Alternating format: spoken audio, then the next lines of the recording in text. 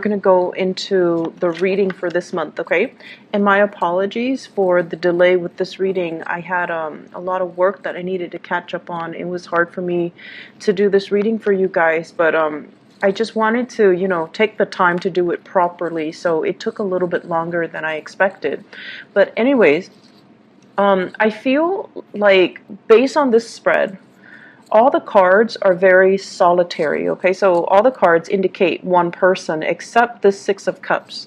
But the Six of Cups can be very focused on memories. It can be very focused on nostalgia and things like that, looking back at the past. And so the energy for this month, it feels as if you want to be left alone. You have things that you want to catch up on. You want to just, play music, like put your headphones on and just nose to the grindstone and get work done.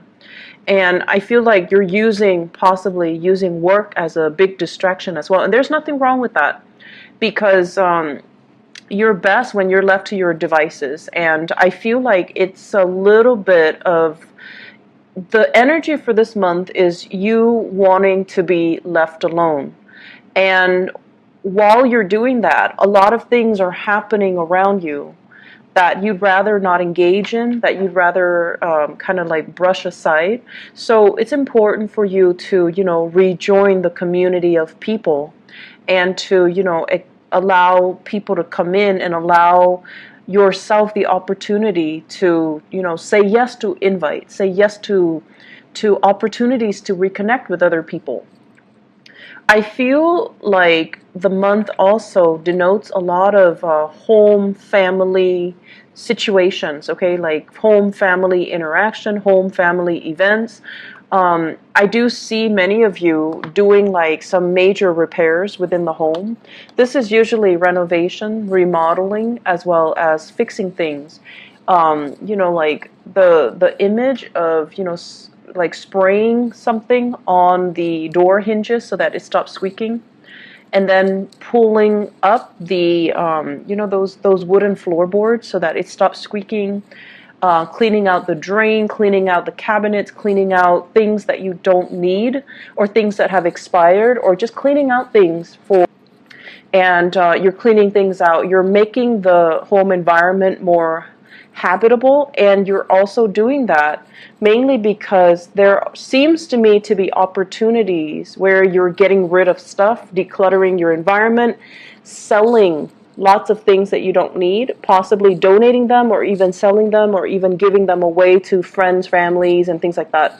So you might have, siblings and even people coming in, and they're like, do you have this? Do you still need it? If not, can I have it? Or can you help me transport this item? Can you help me find this? Can you help me find that? So you have lots of interactions, lots of people coming in asking you for things. I don't feel like they're doing it in a self-serving type of a way. I feel like, it's things that you don't need. They're going to take it off your hands anyway, okay? Some of you are also doing this because you're transporting items from one place to the next. And I also see this element about, getting into contact with old friends, old neighbors, family members as well. So possibly some type of a party, some type of an event, some type of a situation where there are a lot of people coming together. You might be hosting, you might be going to their place, you might be helping them clear up the space so that the venue looks presentable for this event, okay? So this usually it revolves around children. So it could be like a baby shower, it could be like a children's birthday, it could be a play, a recital, whatever it is, like even a performance with children, and then there's like a reception or like a party afterwards. So some of you guys might be hosting this at your house, and so you're cleaning up. Others, you're possibly cleaning up or decorating a venue. So there's a lot of things happening here, and I feel like it culminates around this major event where you're going to come into contact with a lot of people. So in the meantime, you're keeping very busy, and you're keeping your nose to the grindstone, and you're not really getting distracted. There are invitations as well, okay? So this is like romantic gestures, romantic invitation, and I have a very strong fire sign here, Sagittarius, Aries, or Leo. Usually this seems to me somebody who's really like lining it for you. It's somebody who's very interested in you. They could potentially reside from a far away location, so like they're not in your vicinity, and they're coming to see you. So I feel for many of you, this might be a new person, okay, outside of your vicinity. They're coming to see you, and they're really, really, really digging you. So I have here Sagittarius, Aries, or Leo, Sun, Moon, or Rising. And this is somebody possibly culturally, ethnically different from you as well. So I do see an interracial type of a dating situation happening here. So they might not even resemble this sign. They might not even be a fire sign, but they're just culturally, ethnically different from you. And I feel like they're coming in with a helping hand, or they're just like, they're telling you, you're such a stick in the mud. Can you, relax and stop working and go on a date, or go out and have some fun, go dancing, go bowling, go camping, whatever it is. I feel like you've got somebody in your midst trying to pull you out of your funk, or try to pull you out of your dragon's lair so that you can do other stuff with them. In the meantime, I feel like financially, that's where your mind is at. And this is what I've noticed overall with a lot of water signs, especially Cancers. You guys are usually very good with managing your finances, but with Cancers, and in general water signs, when you are financially like not where you want to be, that's when all social interaction just stops, and that's when you become a hermit. You hide out, you don't really interact with people, you draw back, and you don't do fun stuff, and you're like this, you're constantly working. When financially you're not where you want to be, you just kind of shut yourself off from the world. And as is your nature, you don't tell other people what's going on with you. You kind of shut down. And people around you are trying to, figure out, like, what's going on? Where are you? What are you up to? What are you doing? And you just kind of sequester yourself, and you don't tell them what's going on. So I do see some financial worries that are actually in the picture. I'm also seeing some of you, you're writing out invoices, and the other people might not be paying, or they're telling you, oh, I'll pay next month, I'll pay in 2 weeks, I'll pay, in 2 months' time. And so that is really interfering with your cash flow. So you might have rendered a service to them, and then they're being a little bit flaky. I feel like they're waiting on things too, so they're going to come back and pay you. It's just, the timing is really not on their side either. I see a lot of contractors, and especially some lawyers, where you've rendered a service and you're just waiting for payment. And so the time of Leo is when the situation is going to clear up, and that's when it's going to alleviate that financial burden for you. Okay, so just hang in there. Don't think about worst case scenario. I feel like they're going to come through and pay you what they owe you. It's just going to be a little bit delay. And for future reference, you might put a little bit of disclaimer. When you're rendering a service, you need to tell them, you have 30 days to pay up from the date of receipt of, this invoice, so that you can protect yourself and cover yourself. Okay, so have like a little bit of a disclaimer on that invoice slip, so that you can prevent this scenario from happening. So that's what I'm feeling here. Just a lot of things on the work front. Let me talk a little bit more about this cluster of cards. I feel like this is a relationship card, and I usually don't think of it, the Magician, as a relationship, but it just screams out to me a relationship, okay? And this can be work or even romantic relationships, but what I feel is this. This is like wanting to go solo, wanting to make it on your own, really wanting to test your skills and your capabilities, and feeling very optimistic about everything that you've learned, all the knowledge that you've gained, and wanting to apply the knowledge in a practical front, okay? So in a practical way, so applying knowledge.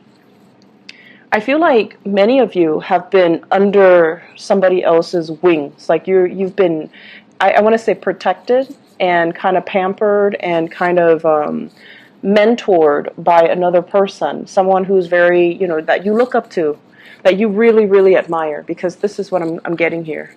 This is you. And this is somebody that, taught you a lot. They might have been a mentor to you. They might have been a supervisor, a boss. They groom you for a position of greatness. And at this point, they're removing themselves from the picture. And I feel like you have to rely on your inner knowledge and everything that you've learned over the years to make that next transition, to kind of like spread your wings and fly. Are you going to float or are you going to sink? Are you going to be able to do the job well? And I feel like you're very, very optimistic because for the past 8 years, possibly, you've been doing the same thing. And for the past 8 years, you've been honing and perfecting your skills. And when a Scorpio person, when they do something, they do it really, really, really well. And you're like the Virgos of the water signs. When you do something, it's done meticulously well, and your knowledge of it is very in-depth. Okay, so you don't have superficial knowledge of things. When you learn something, you learn it thoroughly, and people can quiz you, and you would know how to respond. Like you understand the ins and out and the mechanics as to how something works, all the interrelated parts. So you have very thorough knowledge, and at this point, you feel like you can take on the mantle, and you feel like you can, do it solo. I feel like there's a partnership here with the Six of Cups, which might potentially hold you back. Okay, so this is like promises made to another person. This is somebody that, you might have grown up with. This is somebody that you've known really, really well, and it becomes comfortable. And relationships matter a lot to you guys. And I feel like as long as you have that history with somebody, it's really hard for you to be free of that person. Okay, so I feel like there is a very pleasant partnership, possibly in work, but I feel like it's hindering both parties' development. It's hindering both parties' ability to really spread their wings and test themselves and fly and soar. So questions regarding, do I do it alone or do I stick to this partnership? And then likewise, I feel as if many of you are in a relationship where the other person is very, very, very independent. I feel like the other person, it's like you're in a relationship with them, but then they behave in a way where they think they're single. Not that they're cheating or anything like that, but it's like they do things, they might be a little bit inconsiderate, where they do things without consulting you. Like you're in a relationship and, you might, for example, live in an apartment together, for example, and then they want to get a dog, and rather than asking you, hey, should we get a dog, they bring home a dog. Or they buy like a bunch of big ticket items for the house or for the apartment without consulting you. And it's like, no, we need to, have these conversations before you start going crazy with all these new additions to the house. So that's what I'm sensing here. And I feel like that's something you kind of need to work through. And, it's really strange to me because I feel like you've got somebody, relationship or even work partnership, okay? You've got someone that's really admiring you. And it could be somebody that is like an admirer in a work environment. They see how eloquently you speak. They see how smart you are, and they see how, great you are at taking charge of situation. They admire your leadership capabilities. They admire your knowledge, and they really, really are digging you. And I feel as well there's a huge age difference. Huge age difference. And you might have, that same fire sign, Sagittarius, Aries, or Leo, that's constantly telling you, come hang out with me, come, do stuff. And I feel as if some of you might be already in another relationship, possibly with an earth sign, so Taurus, Virgo, Capricorn. That relationship is on its way out, and you have a new person that's really admiring you and giving you a lot of attention. And you know, even if you're in another relationship, you're basking in that attention. You like the attention. You like the fact that they admire you. And I feel like, you know, it's always flattering to feel like somebody looks up to us, admires us, and wants to be in our company. Like it's flattering. But the only challenge here is, this is a warning here. The Seven of Cups, this is like the fantasy, possibly fantasizing about another person, even though you might be in a relationship. And I see a huge age difference here with this Page of Wands as well as the Magician. And it seems to me like, okay, so in some scenarios, it's almost like the other person is a lot younger than you, and they're very starry-eyed, and you're just like, you're young enough to be like, you know, my niece or my nephew or my child.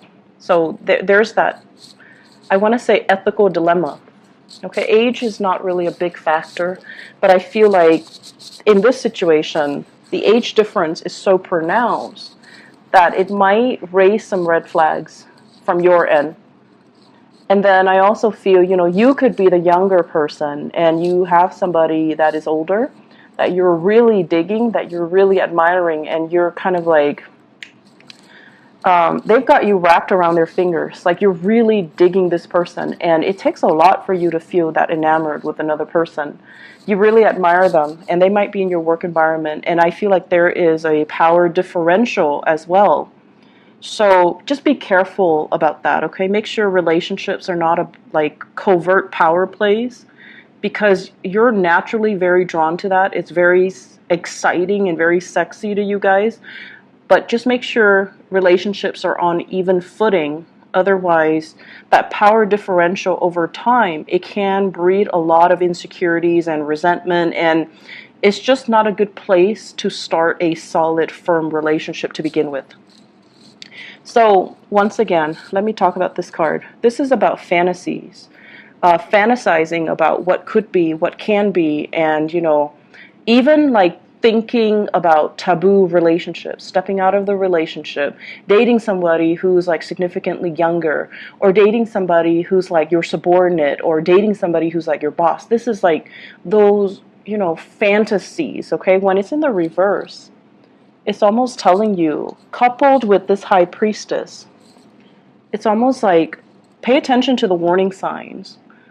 Listen to your intuition. Don't let this fantasy run away with you. Look at it a little bit closer. Look at the potential pitfalls. So don't succumb to this, you know, this sense of, oh, everything is going to be amazing. Because that's the nature of the fantasy. We want it, and so we imbue it with very positive, highly romanticized, and highly idealistic properties, when in fact, when the reality sinks in, you're going to realize there are a lot of things here. There are a lot of potential pitfalls, okay? So that's what you want to be a little bit careful about. And the last thing that I want to end this on is, we have here the Magician and the High Priestess. And both of these can be you. The energies are so different, right? Like the background, blue and yellow. So the energies are very, very, very, I want to say it's opposite, but it doesn't have to be in conflict with each other. So this is what I call like a really good couple, okay? It's like, this is somebody that works in the public limelight, and this is somebody that works behind the scenes. So you might have somebody that's kind of like, you might have a perfect match here, where one person, it could be a work partnership, where one person deals with the public and the other person manages all the logistics behind the scenes. So the only potential pitfall of this person's getting all the credit, even though this person is doing a lot of the work. So make sure those, you know, power dynamics, those things are balanced out, okay? And then on the flip side, I also feel like you might be in a relationship, and you also need to be cognizant of the fact that one partner is like possibly, you know, somebody is like a stay-at-home mom or a stay-at-home dad, and then the other partner is like the breadwinner. And the person that is the breadwinner, they're like, I'm working all day. The other person is not contributing anything. Well, that's not really fair. The other person might be home with the kids, might be home cooking and cleaning. So all of that work is also not valued. It's like undervalued, or it's not valued properly. So there are subtle issues here when it comes to somebody like getting the recognition in the outer world, and the other person is not getting the proper recognition that they deserve. So you want to be very, very careful and give credit where credit is due, and also allow the other person their time in the spotlight. Give a shout out to that person. Let the world know that this person is a major player or also a major contributor. And then I'm also seeing, you know, a partnership that works really, really, really well because you're incorporating the energies of these two very disparate people. This is an extrovert and this is an introverted person. And, you know, the two of you work really well because you have your prescribed roles, and you have like agreed upon what we're going to do, how we're going to delegate, and what responsibility falls upon which person in the partnership. So it seems to me like a very, very good match. Just make sure that you don't get pigeonholed into the same routine, okay? So that's my only concern. As a fixed sign, it's really easy for you guys to get pigeonholed into certain roles, certain expectations, and then it's hard to recover from that. I'm feeling like there's like one last message here, and I'm trying to. I usually look at the outer cards, especially the angles, and what it denotes to me here. Let me just put them together. You really have to work on building up wealth and stability. Okay, I feel like some of you might have like a lot of other, well, you might have a lot of other planetary aspects in your chart. And, you know, like, let's say a stereotypical Scorpio. Scorpios are really, really hardworking. And especially when they're emotionally invested in something, in a love relationship, in a partnership, in a work project, when they believe in something, they work and work and work and work really, really, really hard at it. And sometimes they stay way past its expiration date, so they don't know when to stop. So that's the only danger. So Scorpios are very committed. But I feel like some of you might have this concept where you start things and then you don't finish them, okay? So you might have like a lot of fire in your chart. You might have a lot of air, and you might lack the earth component to really start projects and finish them. That consistency and that dependability and that, you know, it's a marathon, not a sprint mentality. And I feel like you might have abandoned projects before they came to fruition. So this is a sign for you, and for this month, this is a sign for you to be consistent. To, you know, don't, if you're dealing with a client, don't cross them off the list until they have proven themselves to not be able to follow through. So don't cross them off the list too prematurely. So it's like being a little bit more consistent, giving people the time, and being diligent as well, okay? So I feel that there's also this element here about paperwork and contracts, making sure you smartly cover yourself so that you're not getting the short end of the stick, so that you don't need to get, you know, legal counsel involved. So that means when you're drawing up an invoice, when you're drawing up a contract, review it multiple times, okay? Be smart about it, and read the fine print. Don't sign anything until you read the fine print, because I feel like you might get yourself in situations where you're ending up like paying a lot more than you initially thought, and you're losing out on money. Or the other people are not holding their end of the bargain because of some loopholes in some type of contract. So read things very carefully, okay? If you have a partnership contract that is drawn up, you also need to read the fine print, okay? Aside from that, I feel like there's a lot of opportunities for socializing and social engagement even, and I feel that it's really going to be a good month. Actually, you know what? I did this for all the other signs, so I'm going to draw out a few cards for you just to see what else is in store for you guys for love, okay? Let's see. I don't know why people like to see the card shuffle live, I guess. So love, relationships. What do we have here with the Magician and the High Priestess and the Six of Cups? So this cluster of people.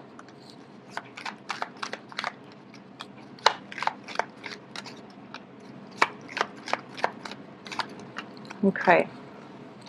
So we have here the Strength card, the Five of Wands, the Tower, and the Ace of Pentacles. The Ace of Pentacles usually indicates to me the start of something new, and it's something very solid, something stable, something reliable. Many of you have left a relationship, and I feel here this is somebody dealing with some health issues. Somebody that might have, you might have left a relationship with somebody that had, for whatever reason, a lot of health issues. They might also be very combative as well, and the relationship, it's like shocking things were revealed or things that happen really fast. So for example, harsh words exchanged between the two of you just because, you know, somebody had a bad day and too much has been said and you can't really retract or you can't really forgive them. So I feel like there was relationships that might have ended, and then you're moving on to something new.